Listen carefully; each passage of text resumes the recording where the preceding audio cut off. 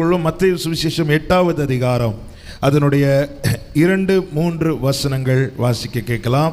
மத்தேயு 8வது அதிகாரத்தின் 2-3 வசனங்கள். அப்பொழுது குஷ்டரோகி ஒருவன் வந்து அவரை பணிந்து, ஆண்டவரே, உமக்கு சுத்தமானால் என்னை சுத்தமாக்க உம்மால் ஆகும் என்றான். இயேசு தமது கையை நீட்டி அவனை தொட்டு, எனக்கு சித்தம் உண்டு, சுத்தமாக என்றார். அப்படியே மார்க்கு சுவிசேஷம் அதனுடைய 1வது அதிகாரத்தின் 40, 41, 42 வசனங்கள். மார்க்கு சுவிசேஷம் 1, 40, 41, 42 வசனங்கள். அப்பொழுது குஷ்டரோகி ஒருவன் அவரிடத்தில் வந்து அவர் முன்பாக முழங்கால் படியிட்டு, உமக்கு சித்தமானால் என்னை சுத்தமாக்க உம்மால் ஆகும் என்று வேண்டிக் கொண்டான். இயேசு மனதுருகி கையை நீட்டி அவனை தொட்டு, எனக்கு சுத்தம் உண்டு, சுத்தமாக என்றார். இப்படி அவர் சொன்னவுடனே குஷ்டரோகம் அவனை விட்டு நீங்கிட்டு அவன் சுத்தமானான். ஹல்லேலூயா. கர்த்தருடைய பரிசுத்த நாமத்திற்கு மகிமை உண்டாவதாக. இந்த நாள் தியானிக்கும்படி கர்த்தர் சிந்தையிலே கொண்டு வந்த பகுதி இது. ஆமென். இந்த மத்தேயு 8வது அதிகாரம் அதனுடைய 2வது வசனமும் மார்க் 1:40 இந்த 2 வசனங்களையும் சேர்த்து பார்த்தால் இப்படி பார்க்கலாம்.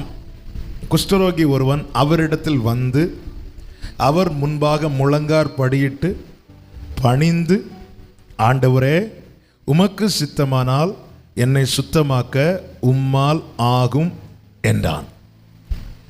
எப்பவுமே 4 சுவிசேஷங்களையும் ஒரு சம்பவம், சில சம்பவங்கள் 4 சுவிசேஷத்திலையும் கொடுக்கப்பட்டிருக்கும், சில சம்பவங்கள் 3 சுவிசேஷங்கள் அல்லது 2 சுவிசேஷங்களில் கொடுக்கப்பட்டிருக்கும், சில காரியங்கள் ஒரே ஒரு சுவிசேஷத்தில் கொடுக்கப்பட்டிருக்கும். 4 சுவிசேஷங்களையும் ஒரு சம்பவம் கொடுக்கப்பட்டிருக்குமானால் அல்லது 2லையாவது கொடுக்கப்பட்டிருக்குமானால் நாம் அதை தியானிக்கும் போது அது 2ஐயும் சேர்த்து வச்சு தான் தியானிக்கணும். அப்போ தான் அதனுடைய சரியான பிக்சர் நமக்கு கிடைக்கும்.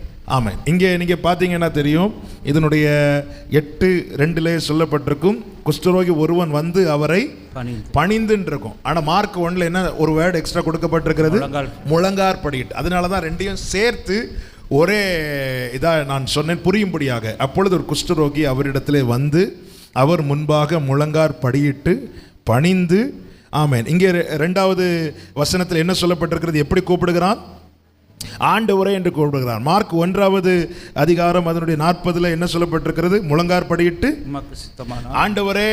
அங்கே அந்த வார்த்தை இல்லை, இங்கே இந்த வார்த்தை இருக்கிறது. ஆமென். பைபிள் எப்படி படிக்கணும்னு அதுக்காக நான் இது சொல்கிறேன். பைபிள் எப்படி படிக்கணும்னு வேதம் நமக்கு கற்று தந்திருக்கிறது. கர்த்தருடைய புஸ்தகத்திலே தேடி வாசியுங்கள், இப்படி வாசிக்கணும். அதுக்கு தான் பைபிள் கொடுக்கப்பட்டிருக்கிறது. இப்படி தேடி வாசிக்க நம்முடைய சுபாவங்கள் மாறுமாம், நம்முடைய குணங்கள் மாறும், நாம் நற்குணசாலிகளாய் மாறுவோம். ஆமென். இது பாஸ்டர்ஸுடைய வேலை கிடையாது. இது பைபிள் யார் கையிலெல்லாம் இருக்குதோ அத்தனை பேருடைய வேலை இது. ஹல்லேலூயா. நான் இதை ஒரு விஷயம் கூட சேர்த்து சொல்கிறேன். அப்பொழுது ஒரு குஷ்டரோகி அவரிடத்தில் வந்து அவர் முன்பாக முழங்கார் படியிட்டு பணிந்து, ஆண்டவரே, உமக்கு சித்தமானால் என்னை சுத்தமாக்க உம்மால் ஆகும் என்றான். இயேசு கிறிஸ்து என்ன செய்கிறார், தமது கையை நீட்டி அவனை தொட்டு என்று மத்தேயு 8:3 இருக்கிறது. ஆனால் அவர் கை நீட்டி தொட காரணம் என்னவென்று மார்க் 1:41 இருக்கிறது. வாசியுங்கள். இயேசு மனதுருகி கையை நீட்டி, ஆமென், மனதுருகி கையை நீட்டி அவனை தொட்டு, சித்தமுண்டு, சுத்தமாக என்றார். உடனே குஷ்டரோகம் நீங்கி அவன் சுத்தமானான். நல்ல வார்த்தைகளை கவனிக்கணும். நம்ம வேற எதையும் அல்ல மெடிடேட் பண்றது, கர்த்தருடைய வார்த்தை. இந்த வார்த்தை வல்லமை உள்ளது. நமக்குள்ளே போய் அது பெருக ஆரம்பிக்கும் போது அந்த வல்லமை தான் டாமினேட் பண்ணும் நம்மளை. ஸோ அந்நிய வல்லமை, தப்பான எண்ணங்கள் எதுவுமே நம்மளை பிடிக்காது. அவன் இந்த வாரத்தில் தான் ஒரு கிருபையும் சத்தியம்ல அந்த வார்த்தை சொன்னேன்னு நினைக்கிறேன். தப்பான எண்ணங்கள் ஏன் வருகிறது? மார்க் சுவிசேஷம் 12 இருக்குது. ஆண்டவராக இயேசு கிறிஸ்து சொல்வார், வேத வாக்கியங்களையும் அவருடைய, ஆமென், மார்க் சுவிசேஷம் 12:24 வாசிங்க. இயேசு அவர்களுக்கு பிரதியுத்தரமாக, நீங்கள் வேத வாக்கியங்களையும் தேவனுடைய வல்லமையையும் அறியாததினால் அல்லவா தப்பான எண்ணம் கொள்ளுகிறீர்கள். அப்ப தப்பான எண்ணம் வர்றதுக்கு காரணம் என்ன? நம்ம வசனத்தை அறியல. நம்ம வசனத்தால் நம்முடைய இருதயத்தை நிரப்புவோமானால் சாத்தான் தப்பான எண்ணங்கள் விதைக்கிறதுக்கு இடமே இருக்காது. ஆமாம். அப்போ எனக்கு தப்பான எண்ணம் வருது, ஜோம் பண்ணலாம், தப்பான எண்ணம் போகாது. வசனம் உள்ளே போனதான் தப்பான எண்ணம் போகும். ஆமென். வசனம் அது நமக்கு அதான் சொல்யூஷன் தெரியுது. ஆண்டவர் எல்லாம் எழுதி தந்திருக்கிறார். வசனம் உள்ள எந்த மட்டும் போகுதோ அந்த மட்டும் நல்ல எண்ணங்கள் வரும். வசனம் உள்ள போகலைன்னா தப்பு. அது ஜோம் பண்ணாலும் எத்தனை பேருக்கு ப்ரேயர் ரிக்வெஸ்ட் எழுப்பினாலும் அது போகாது. ஏன்னா ஜீவ மார்க்கத்தை கர்த்தர் தெளிவுபடுத்தி இருக்கிறார். வேத பாரகர் பரிசேயர் எல்லாரையும் பார்த்து தான் சொல்லுகிறார். அவங்க எல்லார் கையிலும் பைபிள் இருக்கு, எல்லா ஜனங்க கையிலையும் பைபிள் இல்லை, ஆனால் வேத பாரகர் கையில எல்லாம் என்ன இருக்கு? பைபிள் இருக்கு. ஆமென். பரிசேயர் கூட்டத்தை உங்களுக்கு எல்லாருக்கும் வேதம் இருக்கு, ஆனால் நீங்கள் படிக்க மாட்டேங்கிறீங்க. வேத வாக்கியங்கள் அறியவில்லை, அதனுடைய வல்லமை. வேத வாக்கியங்களை அறிய தான் தேவனுடைய வல்லமை அறிந்து கொள்ள முடியும். இந்த வசனம் நமக்குள்ளே போய் கிரியை செய்யும் போது அவருடைய வல்லமை நம்மள ஓங்கி இருக்கும். அவருடைய வல்லமை ஓங்கி இருக்கும் போது சத்துருவுக்கு நெருங்க முடியுமா? வெள்ளம் போல் அவன் வந்தாலும் ஆவியானவர் கொடியேற்றுவார். ஆமென். அவன் ஓடுவான். தண்ணீர் உடைந்து ஓடுவது போல சத்துரு ஓடுவான். அவருக்கு முன்னாடி நிற்க முடியாது. இது அது இல்லை. வசனத்தை வாசிக்கிறதுக்கு நமக்கு மனசு இல்லை, இருந்து சும்மா தேவையில்லாமல் எதையாவது யோசிச்சுட்டு இருக்குது. அவன் அழகாக கொண்டு வந்து விதைச்சிட்டே இருப்பான். தூங்குனா கெட்ட சொப்பனம், ஒரே மோசமாக சொப்பனம் வருது. ஏன் வருது? சத்துரு விதைக்கிறதுக்கு இடம் கொடுத்ததுனால தானே வருது. ஆமென். வசனம் ஆண்டவர் தெளிவாக சொல்லிட்டார். வேத வாக்கியங்கள் அறியாததுனால அந்த இடத்துல ஆண்டவருக்கு ஒரு வார்த்தை செய்ய முடியுமா? முடியாதா? என்ன ஆண்டவர் இவர்களுக்குள்ள இருக்கிற தப்பான எண்ணங்கள் போவதாக அவர் சொல்ல முடியுமா? முடியாதா? கேட்கல? முடியும். ஆமென். ஆனால் அவர் அதை செய்யலை. காரணம், அவர் மார்க்கத்தை தந்துட்டார். வேத வாக்கியங்கள் இருக்கிறது. ஒரு காரியத்துக்கான சொல்யூஷனை தேவன் எழுதி தந்துட்டார்னா வேற விதத்தில் ஆண்டவர் செய்ய மாட்டார். அதுதான் சொல்யூஷன். இதுதான் சொல்யூஷன். வேத வாக்கியங்கள் இருக்கு, அறிந்து கொள், தப்பான எண்ணம் போகும். வேத வசனங்கள் அறிய கர்த்தருடைய வல்லமை நமக்குள்ளே ஓங்கி இருக்கும். இந்த வசனம் ஆவியாயும் ஜீவனாயும் இருக்கிறது. கர்த்தருடைய வார்த்தை வல்லமை உள்ளது. அந்த வார்த்தை நமக்குள்ளே போக போக. ஆமென். ஓகே, நான் செய்திக்கு வர விரும்புகிறேன். கர்த்தருக்கு மகிமை உண்டாவதாக. கர்த்தருக்கு மாத்திர மகிமை உண்டாவதாக. வசனங்களை அதிகம் அறிய வேண்டும். இங்கே பாருங்கள், ஒரு குஷ்டரோகி வருகிறான். ஆமென். ஒரு சம்பவத்தை எடுத்து நம்முடைய வாழ்க்கையை வைத்து தான் இன்னைக்கு மெடிடேட் பண்ண போகிறோம். ஒருவேளை நான் இன்று சொல்லுகிற காரியம் எல்லாரும் அந்த ட்ராக்ல இருப்பாங்களான்னு கேட்டால் தெரியாது. ஆனால் சிலர் கண்டிப்பாக அந்த ட்ராக்ல இருப்பாங்க. அவங்களுக்காக கர்த்தர் நிச்சயமாக பேசுவார். ஒவ்வொரு நாளும் நிச்சயமாய். ஆமென். எல்லா நாளும் கர்த்தர் பேசுவார். ஆமென். அட்லீஸ்ட் உங்களுக்கான ரேமா ஒரு செய்தியில் கண்டிப்பாக இருக்கும். உங்களுக்கான ரேமா ஒரு 1/2 பேசுகிறோன்னா, 45 நிமிஷம் பேசுகிறோன்னா அதில் உங்களுக்கான ரேமா இருக்கும். அதனால ரொம்ப கவனமாக கேட்கணும். நல்ல கவனிங்க. இங்கே இந்த குஷ்டரோகியை குறித்து சொல்லும்போது, அந்த காலத்தில் ஒருவன் குஷ்டரோகத்தால் பாதிக்கப்பட்டான்னா முதல்ல அவன் எவ்வளோ பெரிய ஆளாக இருந்தாலும் சரி அவன் ஒதுக்கப்படுவான். ரெண்டாவது, அவன் தனித்து விடப்படுவான் அல்லது தனிமைப்படுத்தப்படுவான். எதுக்கு குஷ்டரோகம் வரைக்கும் போனோம்? இன்னைக்கு உள்ள ஒருவேளை குஷ்டரோகத்துக்கு இங்கிலீஷில் அப்படி இல்லை, நான் சும்மா சொன்னேன். நீ ஏறக்குறைய அன்னைக்கு உள்ள செட்டப்பை பார்த்தீங்கன்னா அதுதான் இன்றைக்கும் ஃபாலோ பண்ணுறான். அந்த சிம்டம்ஸ் தெரிஞ்சிட்டுனாலே அவன் தனிமைப்படுத்தப்படுவான், அவன் ஒதுக்கப்படுவான். அடுத்து பார்த்தீங்கன்னா, அடுத்து ஒரு வேதனையான காரியம் என்ன அப்படின்னா, அவன் தீட்டுள்ளவன் என்று சொல்லப்படுவான். தீட்டுள்ளவன் எப்படி இருக்கும்ல? தீட்டுள்ளவன். அடுத்த ஒரு காரியம், இந்த வார்த்தையை தான் நீங்கள் எல்லாம் மனசில் வச்சுக்கிட்டு இந்த செய்தியை கேட்கணும். அவனில் ஒரு மாற்றம் உண்டாகும் மட்டும் அவன் அங்கீகரிக்கப்பட மாட்டான். அவனில் ஒரு மாற்றம், அவன் வாழ்க்கையில், அவன் குஷ்டரோகனா அவன் சரீரத்தில் ஒரு மாற்றம் உண்டாகும் மட்டும் அவன் அங்கீகரிக்கப்பட மாட்டான். நான் அதை ஆவிக்குரிய கண்ணோட்டத்தோடு இந்த நாள் செய்தியோடு சொல்ல விரும்புகிறேன். ஒரு மாற்றம் உண்டாகும் மட்டும் அங்கீகரிக்கப்படாத நிலை. இதுக்கு யாருமே விதிவிலக்கு கிடையாது. பைபிளில் சொல்லப்பட்ட ஃபர்ஸ்ட் வர்ஷிப் லீடர் யாரு? எகிப்திலிருந்து வந்த பிறகு வர்ஷிப்பை லீட் பண்ணது யாரு? மிரியாம். மிரியாமுக்கு என்ன வந்துச்சு? குஷ்டரோகம் வந்துச்சு. மிரியாமும் இதே நிலையில் தான் காணப்பட்டார். குஷ்டரோகம் வந்ததும் பாளையத்துக்கு வெளியே. அப்போ அது அதான் சொன்னேன்ல, இதுல யாருமே விதிவிலக்கே கிடையாது. அப்போ இனி அங்கீகரிக்கப்படுகிற ஒரு சூழ்நிலை வேணும்னா ஒரு மாற்றம் உண்டாகணும். அந்த மாற்றத்தை யாருக்கு மட்டும்தான் தர முடியும்? Praise the Lord.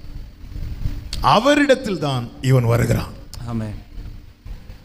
இன்னொரு காரியம் பாருங்க, நேற்று சொன்னேனே, யாரால் மட்டும்தான் தன்னை குணமாக்க முடியுமோ அவரிடத்திலே அந்த ஸ்திரீ போகிறார். இங்கே மாற்றத்தை ஆண்டவரே ஒதுக்குறாங்கப்பா. என் பேரை சொன்னாலே ஜனங்க அருவருப்பா பார்க்குறாங்க ஆண்டவரே, என்னை தனிமைப்படுத்துறாங்க ஆண்டவரே. ஆமென். இந்த நிலை மாறணும்னா என்னில் ஒரு மாற்றம் வேணும். ஆமென். என்னில் ஒரு மாற்றம் வேணும். மாற்றம் உண்டாக மட்டும் அவன் அங்கீகரிக்கப்பட மாட்டான். இந்த மாற்றத்தை தர வேற யாருக்குமே முடியாது. இந்த மாற்றத்தை தர ஒருவருக்கு மட்டுமே முடியும், அவரிடத்தில் அவன் வந்து. ஆமென். ஏஸ் வேற யாருக்கிட்ட போனா என்ன ஆகும் தெரியுமா? என்ன ஆகும் தெரியுமா? அந்த காலத்துல பாளையத்துக்கு வெளியே இருக்கிற குஷ்டரோகி ஒருவன் பாளையத்துக்கு உள்ளே வந்தா என்ன செய்வாங்க தெரியுமா? கல்லால கல்லறிவாங்க. ஏமே, பாளையத்துக்கு புறம்பே இருக்கிறவன் பாளையத்துக்குள்ளே வந்தா கல்லறிவாங்க. அப்படி என்றால் இந்த குஷ்டரோகி வேற யார்கிட்ட போயிருந்தாலும், ஏன் பேதுரு கிட்ட போயிருந்தா கூட அவன் மேல என்னதான் விழுந்திருக்கும்? கல்லு தான் விழுந்திருக்கும். அது இன்னும் வேதனையை கொடுக்கும். இயேசுவின் இடத்துல வந்ததுனால அவன் மேல கல்லு படல, அவன் மேல அவருடைய கைப்பட்டது. ஹல்லேலூயா, ஹல்லேலூயா. என்னை கேட்குற அன்பு சகோதரா சகோதரி, இன்னைக்கு நீங்க எங்கே வந்திருக்கிறீங்க தெரியுமா? உங்களுக்குள்ளே ஒரு மாற்றத்தை தர வல்லவரிடத்தில் வந்திருக்கிறீங்க. ஆமென். உலகம் ஒருவேளை உங்க மேல கல்ல எறியலாம், ஆனா இயேசுவின் நாமத்திலே சொல்லுகிறேன், நீ அவரிடத்தில் வந்ததுனால உன் மேல கல்லு பட இனி விட மாட்டார். இனி உன் மேல கல்லு பட விட மாட்டார். ஹல்லேலூயா, ஆமென். சொல்லுங்க பார்க்கலாம். ஒரு காரியத்தை நீங்க முதல்ல நம்புங்க. என்ன? நான் அவரிடத்துல வந்துட்டேன், இனி என் மேல் ஒரு கல் பட அவர் விட மாட்டார். ஹல்லேலூயா. நம்புறவங்க கைகளை உயர்த்தி ஆமென் சொல்லுங்க. வேற யாருக்கும் இதை செய்ய முடியாதுங்க. அவர் என் மேல கல்லெறியவும் மாட்டார், என் மேல் ஒரு கல் பட அவர் அனுமதிக்கவும் மாட்டார். ஒரு பாவத்தில் பிடிக்கப்பட்ட ஸ்திரீ, அவளுக்கு கிடைச்ச மிகப்பெரிய பாக்கியம் என்ன தெரியுமா? அவ இப்ப யாருக்கு முன்னாடி வந்து நிக்கிறா? இயேசுக்கு முன்னாடி வந்து நிக்கிறா. கொண்டு வந்தவங்க எதால கொண்டு வராங்க? கல்லால் கொண்டு வராங்க. கல்லை எடுத்து வைத்து, ஆமே, எடுத்து வச்சுட்டு வந்து நிற்கிறாங்க. இயேசுக்கு முன்னாடி வந்ததும் ஒரு கல்லு கூட அவன் மேலே விழ அவர் அனுமதிக்கவில்லை. கல்லெல்லாம் மாறாக எங்கே போட்டாங்க? கீழே போட்டாங்க, கீழே போட்டாங்க. ஹல்லேலூயா. நம்ம முதல்ல என்ன நம்பணும்னா, இத்தனை ஆண்டவர் எத்தனை சொற்களப்பா, எத்தனை நிந்தைகள், எத்தனை அவமானங்கள், எத்தனை பரியாச சொற்கள். ஆண்டவர், நான் உம்மிடத்தில் வந்திருக்கிறேன், நான் உம்மிடத்தில் வந்திருக்கிறேன், நான் உம்மிடத்தில் வந்திருக்கிறேன். என் பலவீனங்களை நீர் ஏற்றுக்கொண்டது உண்மை ஆண்டவரே. இனி இந்த சொல்லென்னும் கல் என் மேல் விழ நீர் அனுமதிக்க மாட்டீர். கைகளை தட்டி ஆண்டவருக்கு மகிமை செலுத்துங்க பார்க்கலாம். நல்ல கரங்களை தட்டி ஆண்டவருக்கு மகிமை செலுத்துங்க பார்க்கலாம். ஹல்லேலூயா. இனி இந்த சொல்லென்னும் கல் அல்லது ஏதோ வேதனை உண்டாக்குற முதல்ல இதை நம்பணும். ஹல்லேலூயா. கர்த்தருக்கு மாத்திரம் மகிமை உண்டாவதாக. தேவன் நல்லவர். ஆமென். ஹல்லேலூயா. பாருங்கள், இயேசுவின் இடத்துல வருகிறான். அவனுடைய வேதனை, ஆமாம், வேதனை வந்து ஒரே ஒரு காரியத்து நிமித்தம் உண்டாகிற காயம் பல வேதனைகளை கொண்டு வந்துட்டே இருக்கும். ஆமென். ஆண்டவருக்கு மகிமை உண்டாவதா. பாருங்க, இவனுக்கு குடும்பம் இருந்திருக்கலாம், வீடு இருந்திருக்கலாம், என்ன வேணாலும் இருந்திருக்கலாம். அதான் சொன்னேன், மிரியாமே அதுக்கு விதிவிலக்கு இல்லை. மிரியாமுக்கும் குஷ்டம் வந்தது 7 நாள் பாளையத்துக்கு வெளியே தான் இருக்கும். அண்ணன் ஆசாரியன் இல்லை, அண்ணன் ஆரோன் ஆசாரியன், தம்பி பெரிய தீர்க்கதரிசி. அப்படி இருந்தும் மிரியாம் எங்கே தான் இருக்கணும்? பாளையத்துக்கு புறம்பே தான் இருக்கும். இப்போ எவ்வளோ வேதனையாக இருக்கும் தெரியுமா? எவ்வளோ வேதனையாக இருக்கும். விசேஷமாக இந்த கோவிட்ல பாதிக்கப்பட்டவங்களுக்கு நான் சொல்கிற வார்த்தை புரியும் இல்லை? அதுதான் சொன்னேனே, போன வருஷம் இங்கே லாக்டவுன் போடுறதுக்கு முந்தின வாரம் நான் மலேசியா போயிட்டு வந்திருந்தேன். வந்ததுனால வீட்டுக்கு ஃப்ரெண்டில் என்ன ஒட்டிட்டாங்க? ஸ்டிக்கர் ஒட்டிட்டாங்க. ஸ்டிக்கரை பார்த்து ஒருத்தங்க அதுவரை நடந்து வந்தாங்க, ஸ்டிக்கரை பார்த்ததும் எடுத்தாங்க ஓட்டம். ஆமாம், ஏதோ அந்த ஸ்டிக்கரில் அப்படியே கொரோனா இருக்கிறது மாதிரி. நான் வேதனைப்படல, எனக்கு சிரிப்பு தான் வந்து. அவங்க ஓடின ஓட்டத்தை பார்த்து பயங்கர. அவங்களுக்கு ஓட முடியல, வயசானவங்க ஓடவே முடியல. இத்தனைக்கும் நம்ம விசுவாசி. அப்படியே ஸ்டிக்கரை பார்த்து தான் ஸ்பீடாக ஓடுறாங்க. நான் இங்கே சத்தப்பட்டு, பாட்டி பாட்டி மெதுவாக போங்க. ஏமே, இது ஒதுக்கப்படும் போது, தனித்து விடப்படும் போது உண்டாகிற வேதனை பெருசு. இதெல்லாம் சுமந்து கொண்டு தான் அவன் இயேசுவினிடத்தில் வருகிறான். இயேசுவினிடத்தில் வருகிறான். அவரை குறித்து வேதம் என்ன சொல்லுகிறது தெரியுமா? சங்கீதம் 22:24. 22வது சங்கீதம் 24வது வசனம். உபத்திரப்பட்டவனுடைய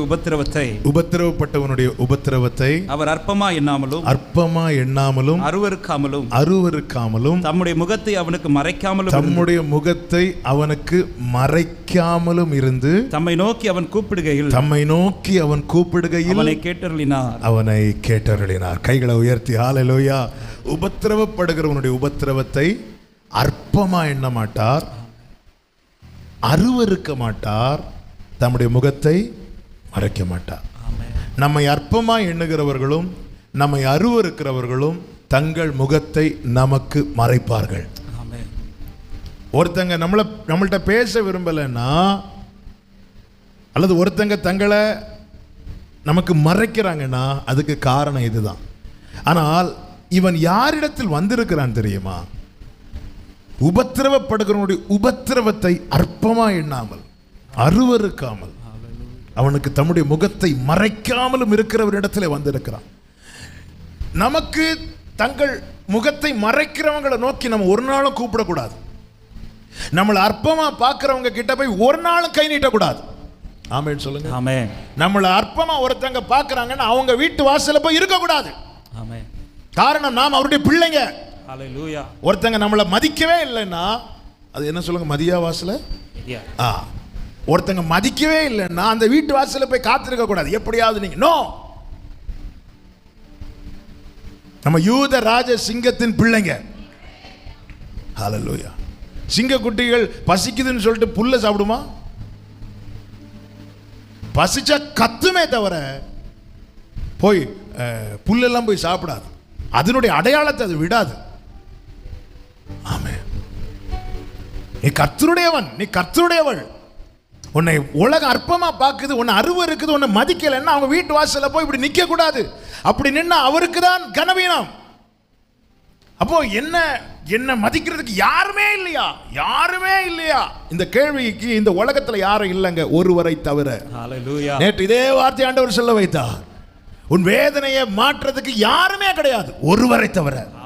அதே போலதான் உன்னை அற்பமாய் உன்னை அற்பமாய் எண்ணுகிறவர்கள் கூட்டத்தில் உன்னை விசேஷமாய் பார்க்கிற ஒரே ஒருவர் உண்டு. அவரிடத்தில் வா. இவன் அவரிடத்தில் வந்தான், இயேசுவின் இடத்தில் வந்தான். கர்த்தருக்கு மகிமை உண்டாவதாக. வந்து என்ன செய்கிறான் அப்படின்னா, அவருக்கு முன்பதாக முழங்கார் படியிட்டு பணிகிறான். முழங்கார் படியிட்டு பணிகிற அனுபவம் எதை காண்பிக்கிறதுனா, அர்ப்பணிக்கிற அனுபவம். அர்ப்பணிக்கிறான். நீங்க தான் ஏதாவது செய்யணும் கம்ப்ளீட்டா. இது எதை காண்பிக்கிறது தெரியுமா? என்னால ஒண்ணுமே செய்ய முடியாது, என்னால எதுவுமே செய்ய முடியாது என்பதை தான் காண்பிக்கிறது இந்த அர்ப்பணம். ஆமென். சரண்டர். நான் சரண்டர் ஆயிடுறேன். என்னால எதுவுமே, என் புத்திக்கும் என் திராணிக்கும் என் திறமைக்கும் என் பலத்துக்கும் எதுவுமே செய்ய முடியாது என்கிற நிலையில் எப்பொழுது நம்ம வர்றோமோ அப்போதான் நாம கம்ப்ளீட்டா நம்மளை அர்ப்பணிப்போம். இல்லைன்னா அர்ப்பணிக்கிறேன்னு சொல்லி கையை தூக்கிட்டு யோசிச்சுட்டு இருப்போம்.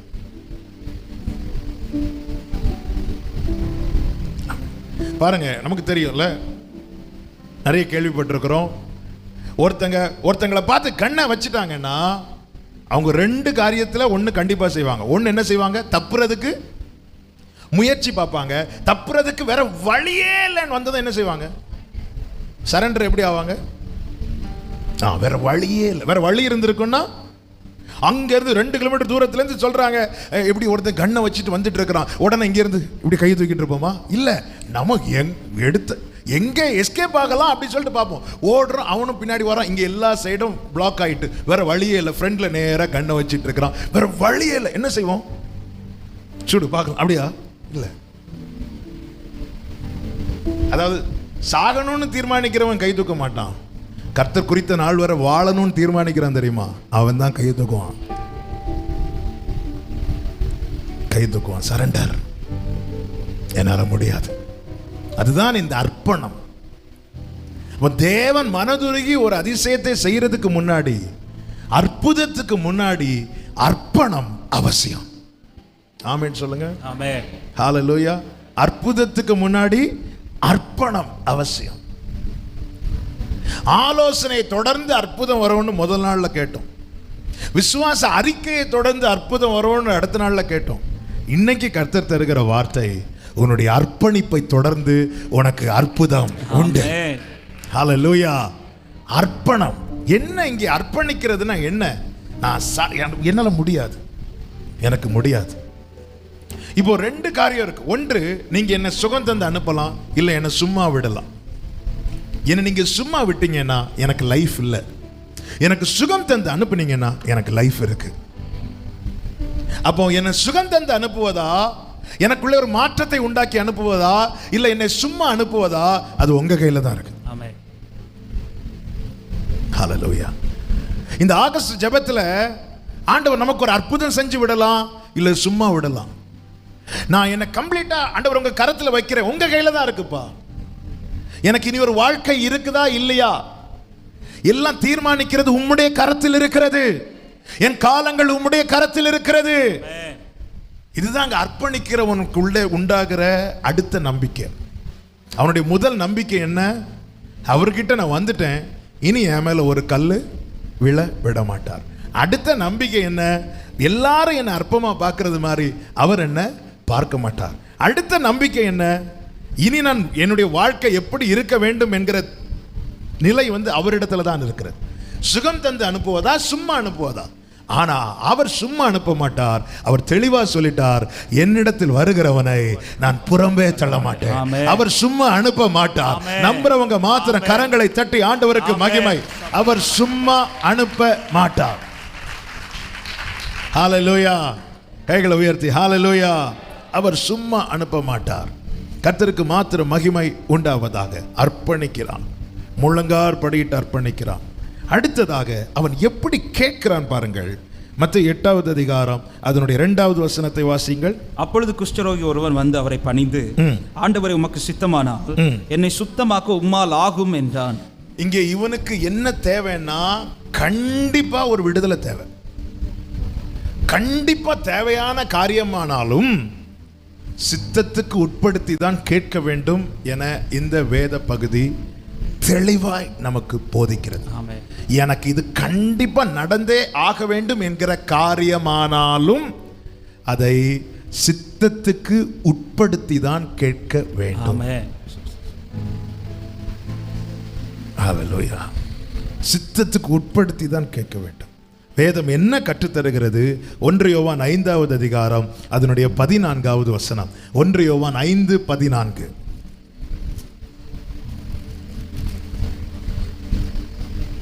நாம் எதையாகிலும் அவருடைய சித்தத்தின்படி கேட்டால் அவர் நமக்கு செவி கொடுக்கிறார் என்பதை, அவரை சித்தத்தின்படி கேட்டால் அவர் நமக்கு செவி கொடுக்கிறார் என்பதை, அவர் நமக்கு செவி கொடுக்கிறார் என்பதை, அவரை பற்றி நாம் கொண்டிருக்கிற தைரியம். சித்தத்தின்படி கேட்டால் செவி கொடுப்பார். சித்தத்தின்படி கேட்டால் செவி கொடுப்பார். அப்ப எதுக்கு செவி கொடுக்க மாட்டார்? யாக்கோபு எழுதின நிருபம் 4வது அதிகாரம் 3வது வசனம். நீங்கள் விண்ணப்பம் பண்ணியும் உங்கள் இச்சைகளை நிறைவேற்றும்படி செலவழிக்க வேண்டும் என்று தகாத விதமாய் விண்ணப்பம் பண்ணுகிறபடினால் பெற்றுக்கொள்ளாமல் இருக்கிறீர்கள். தகாத விதமாய். அதன் அர்த்தம் என்ன? சித்தத்துக்கு மாறான காரியங்களுக்கு அவர் செவி கொடுக்க மாட்டார். அப்ப எந்த ஒரு காரியமானாலும் எப்படி நம்ம சொல்லி பழகணும்? யாக்கோபு அதே 4வது அதிகாரம் 15வது வசனம். ஆதலால் ஆண்டவருக்கு சித்தமானால், நீங்க 13ல இருந்து வாசிங்க.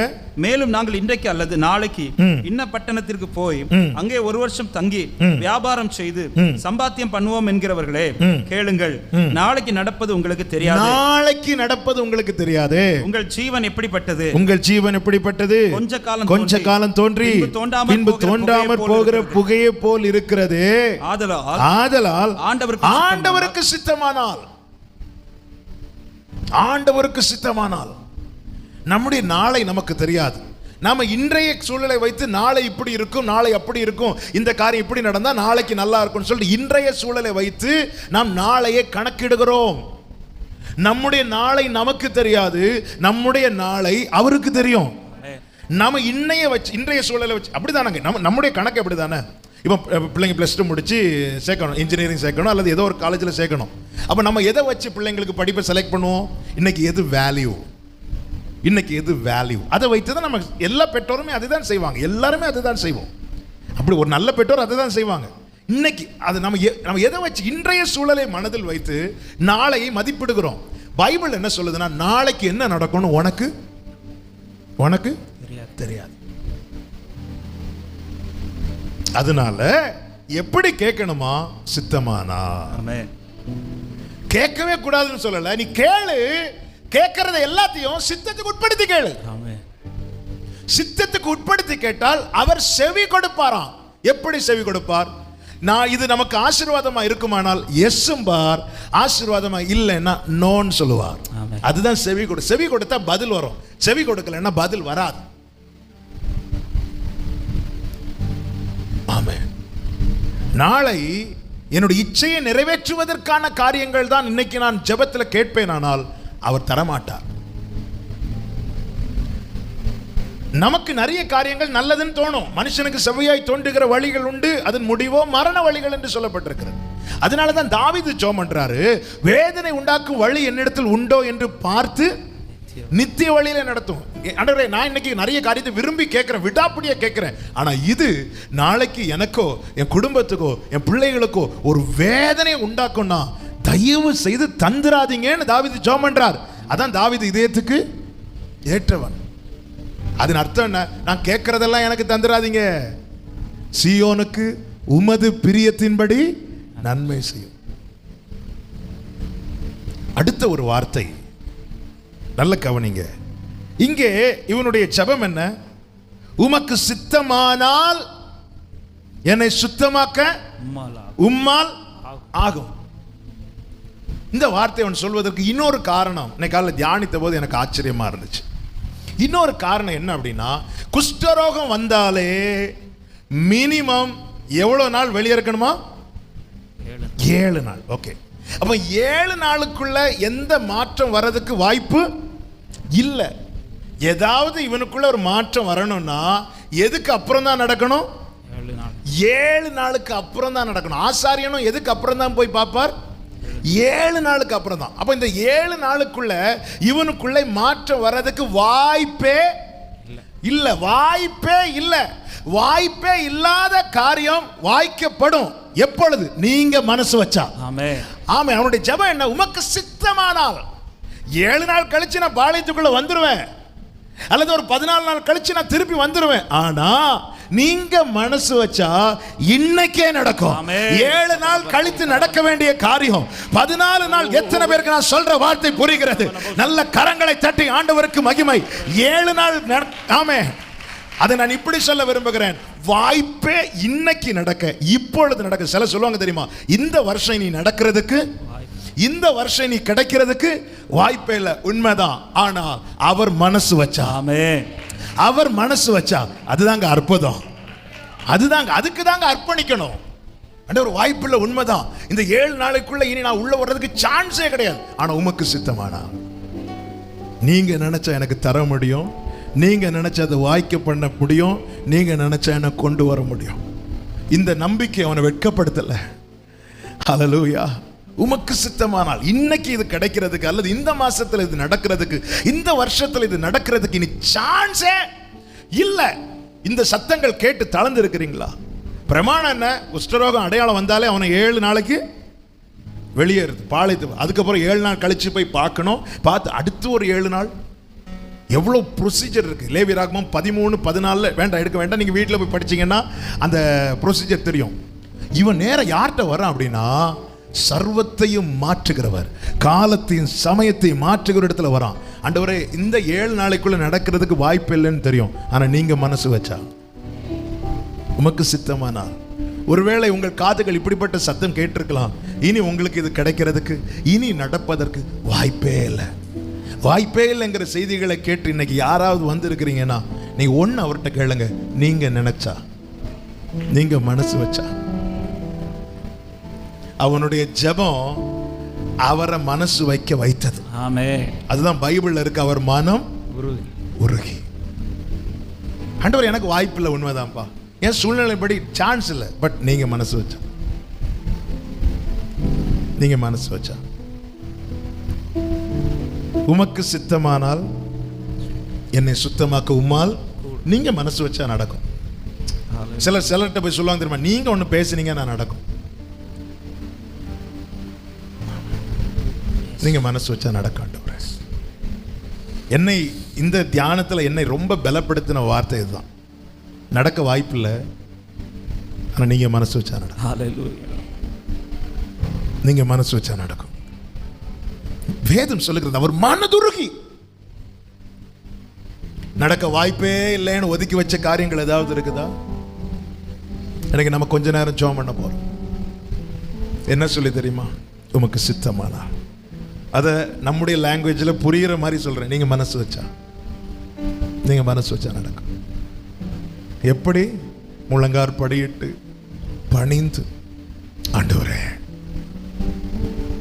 ஆண்டவரே உமக்கு சித்தமானா. நீங்க மனசு வச்சா, தேங்க்யூ ஹோலி ஸ்பிரிட். நீங்க மனசு வச்சா இனி இதுல இருந்து நீ எழும்புறதுக்கு வாய்ப்பே இல்லை. இனி இது உனக்கு கிடைக்கிறதுக்கு வாய்ப்பே இல்லை. இனி இது நடக்கிறதுக்கு சான்ஸே கிடையாது. இந்த சூழ்நிலைக்குள்ள இருந்து யாராவது இதை கேட்டுட்டு இருக்கிறீங்கன்னா, நான் இயேசுவின் நாமத்தில் உங்களுக்கு சொல்லுகிறேன், நீங்கள் அவரை நம்புங்கள். அவரை நம்புங்கள். அவரை நம்புங்கள். இயேசுவை நம்புங்கள்.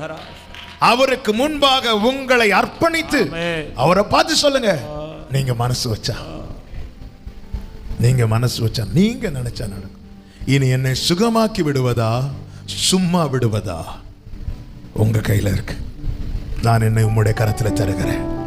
உங்க கையில இருக்குப்பா. நான் என்னை உம்முடைய கரத்தில் தருகிறேன். உங்க சித்தம்.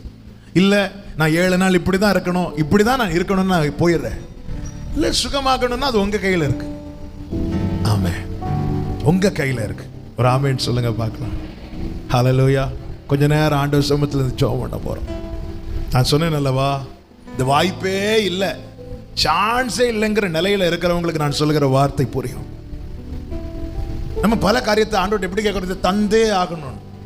நாளை நடப்பது நமக்கு தெரியாது. இந்த வார்த்தை நல்லா புரிஞ்சுக்கோங்க. நாளை நடப்பது நமக்கு தெரியாது. அதனால இப்படி இப்படி நடந்தால் நல்லா இருக்கும்னு நாம நினைக்கிறோமே, அப்படி இப்படி நடந்த அவருக்கு தெரியும். அதனால என்ன வேணாலும் கேளுங்க, ஆனா சித்தத்துக்கு உட்படுத்தி கேளுங்க. சித்தத்துக்கு உட்படுத்தி கேளுங்க. உமக்கு சித்தமானா, உமக்கு சித்தமானா. ஹல்லேலூயா.